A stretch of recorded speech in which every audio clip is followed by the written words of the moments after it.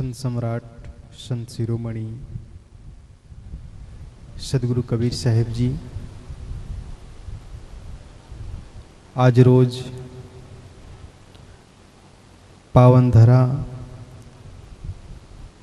बोडेली खाते परम भक्त श्री विक्रम भाई दलसुख भाई तथा शारदाबेन विक्रम भाई तेवना सुपुत्र श्री महेंद्र भाई विक्रम भाई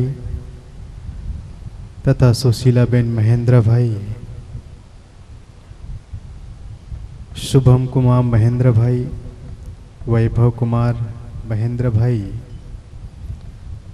आ समग्र परिवार मળી આજે ખૂબ સુંદર આપણે જોઈ રહ્યા છે નવીન મકાન વાસ્તુ પૂજન ગૃહ પ્રવેશ નિમિત્ત ખૂબ સુંદર કાર્યક્રમ રાખવામાં આવ્યો છે. આજના પાવન પ્રસંગે ઉપસ્થિત ગાદીપતિ વિરાજમાન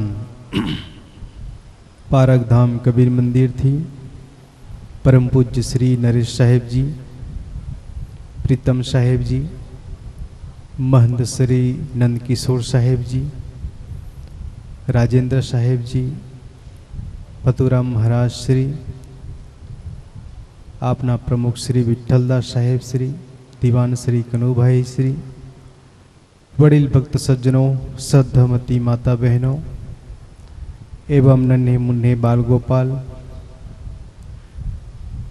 मारा गाँव संतो खूब सुंदर समाज ने परिवार ने सत्संग पारस कर्यो. वास्तव में જ્યારે જ્યારે મકાનનો વાસ્તુનો કાર્યક્રમ હોય છે, મકાન ઉદ્ઘાટનનો કાર્યક્રમ હોય છે, ત્યારે સંતો ખૂબ સુંદર પ્રકાશ પાડે છે કે એ મકાનને ઘર બનાવો અને ઘરથી મંદિર બનાવો. એ ક્યારે બનશે? જ્યારે મકાનમાં રહેનાર સદસ્યો એકબીજા પ્રત્યે ખૂબ સુંદર સુંદર સ્વભાવ, મીઠી વાણી, એકબીજા સાથે લાગણીનો ભાવ, આ સ્વભાવ મકાનને ઘર બનાવે છે અને ઘરને મંદિર બનાવે છે. ભજનમાં પણ ખૂબ સુંદર રીતે ગાયું છે कि मृदुवाणी सुंदर स्वभाव सभी गुणों की खान है, प्रेम की गंगा बहे जहाँ पर वह घर स्वर्ग समान है. मृदुवाणी सुंदर स्वभाव सभी गुणों की खान है. याद रखजो, संसार में प्रथम झगड़ानो कारण वाणी छे. आपरा वाणी मीठी होय अने मधुर होय तो मने लागे छे क्यारेक कोई दिवस झगड़ो ना थाय, विवाद ना थाय. એટલે મુખ્ય કારણ હોય છે વાણી. એટલે કહે છે ને, જૈસા પીઓ પાણી વૈસી બોલે વાણી. પાણી પણ અલગ અલગ હોય છે, આપ સબ જાણો છો. અને પાણી પીધા પછી એનો વાણીનો રંગ પણ બદલાય છે. સંતો કહે છે કે વાણી મધુરતા જીવનનો નિખાર લાવે છે. મૃદવાણી સુંદર સ્વભાવ. યાદ રાખજો, જેમના સ્વભાવ સુંદર હોય ને એ માણસ પૃથ્વીના અમૂલ્યવાન માણસ હોય છે.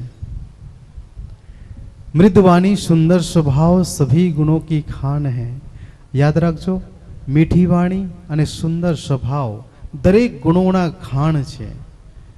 અને આ બે વસ્તુ ઘરમાં આવી જાય ને, वह घर स्वर्ग समान है. ये घर स्वर्ग समान है. જ્યારે મહાભારતની અંદર પાંડવ વનવાસ વિતાય પછી ઇન્દ્રપ્રસ્થના ઉદ્ઘાટન કરવામાં આવ્યું. ખૂબ સુંદર બનાય મકાન. ત્યારે ભગવાન કૃષ્ણ પૂછે છે કે ભગવાન, જ્યારે જ્યારે વાસ્તુનો કાર્યક્રમ હોય છે ત્યારે કોઈ અતિથિ એટલે કે દેવ પૂજન હોય છે, ગુરુ પૂજન હોય છે. આજે આપણે વચ્ચે કોણ રહેશે? કોઈ ગુરુ નથી, કોઈ બ્રાહ્મણ નથી, કોઈ દેવ નથી. ત્યારે યુધિષ્ઠિર કહે છે ભગવાન કૃષ્ણને કે તમારા જેવા અમારા ગુરુ, તમારા જેવ અમારા સામત દેવ આ દુનિયામાં કોઈ નથી. તમે છો તો અમે અધર્મને પરાસ્ત કર્યા છે.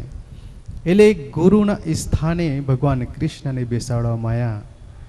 એટલે આજે પણ મહેન્દ્રભાઈ સમગ્ર પરિવાર સંતોને તેડાવી એમના નવીન મકાનમાં પગલાં પાડવામાં આવ્યા છે. એટલે શાસ્ત્રોમાં કીધું છે ને, સાધુનામ દર્શનમ પુણ્યમ ભૂતાહિ તીર્થ સાધવા. સાધુ જે દર્શન છે એ પ્રથમ પુણ્ય છે. સાધુના દર્શન પ્રથમ પુણ્ય માનવામાં આવ્યું છે. એટલે સદગુરુ કબીર સાહેબ પણ કીધું છે,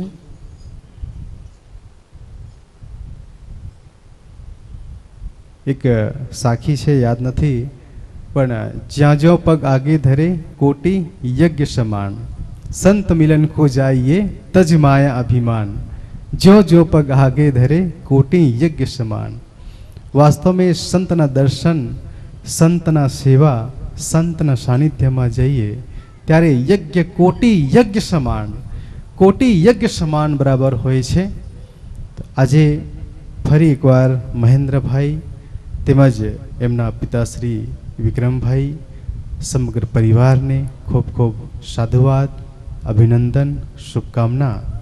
સદા એમના મકાનમાં ખુશહાલ જીવન જીવે, ખૂબ સુંદર રીતે એમના સ્વાસ્થ્ય રહે એવા પરિવારને ખૂબ ખૂબ શુભકામના.